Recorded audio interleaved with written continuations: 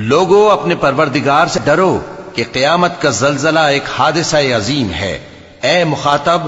جس دن تو اس کو دیکھے گا اس دن یہ حال ہوگا کہ تمام دودھ پلانے والی عورتیں اپنے بچوں کو بھول جائیں گی اور تمام حمل والیوں کے حمل گر پڑیں گے، اور لوگ تجھ کو مدہوش نظر آئیں گے، حالانکہ وہ مدہوش نہیں ہوں گے بلکہ عذاب دیکھ کر مدہوش ہو رہے ہوں گے۔ بے شک اللہ کا عذاب بڑا سخت ہے۔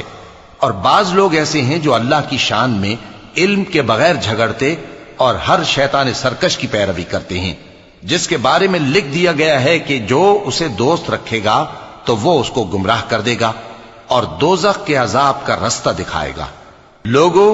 اگر تم کو مرنے کے بعد جی اٹھنے میں کچھ شک ہو تو ہم نے تم کو پہلی بار بھی تو پیدا کیا تھا، یعنی ابتدا میں مٹی سے، پھر اس سے نطفہ بنا کر، پھر اس سے خون کا لوتھڑا بنا کر، پھر اس سے بوٹی بنا کر جس کی بناوٹ کامل بھی ہوتی ہے اور ناقص بھی، تاکہ تم پر اپنی خالقیت ظاہر کر دیں۔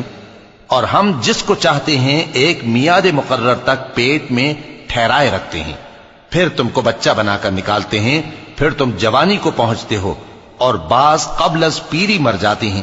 اور بعض بڑھاپے کی نہایت خراب عمر کی طرف لوٹائے جاتے ہیں کہ بہت کچھ جاننے کے بعد بالکل بے علم ہو جاتی ہیں۔ اور اے دیکھنے والے، تو دیکھتا ہے کہ ایک وقت میں زمین خشک پڑی ہوتی ہے، پھر جب ہم اس پر مے برساتے ہیں تو وہ شاداب ہو جاتی اور ابھرنے لگتی ہے اور طرح طرح کی بارونق چیزیں اگاتی ہے۔ ان قدرتوں سے ظاہر ہے کہ اللہ ہی قادر مطلق ہے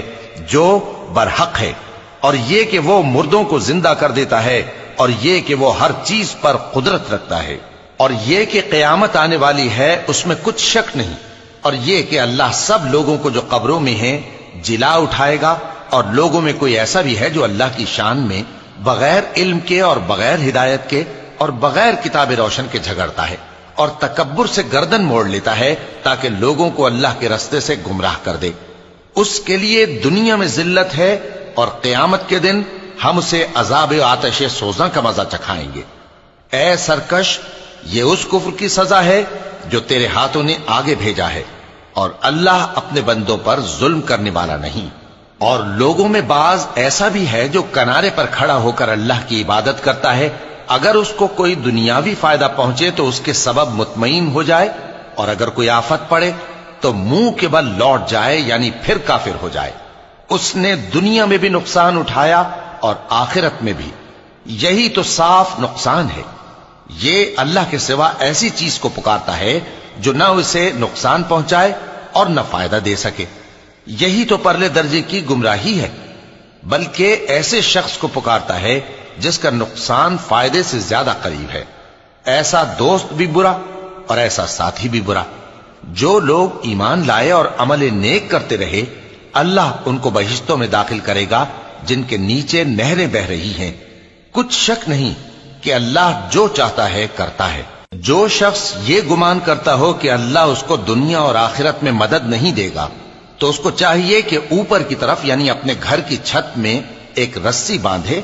پھر اس سے اپنا گلا گھونٹ لے، پھر دیکھے کہ آیا یہ تدبیر اس کے غصے کو دور کر دیتی ہے۔ اور اسی طرح ہم نے اس قرآن کو اتارا جس کی تمام باتیں کھلی ہوئی ہیں، اور یہ یاد رکھو کہ اللہ جس کو چاہتا ہے ہدایت دیتا ہے۔ جو لوگ مومن یعنی مسلمان ہیں اور جو یہودی ہیں اور ستارہ پرست اور عیسائی اور مجوسی اور مشرک، اللہ ان سب میں قیامت کے دن فیصلہ کر دے گا۔ بے شک اللہ ہر چیز سے باخبر ہے۔ کیا تم نے نہیں دیکھا کہ جو مخلوق آسمانوں میں ہے اور جو زمین میں ہے، اور سورج اور چاند اور ستارے اور پہاڑ اور درخت اور چوپائے اور بہت سے انسان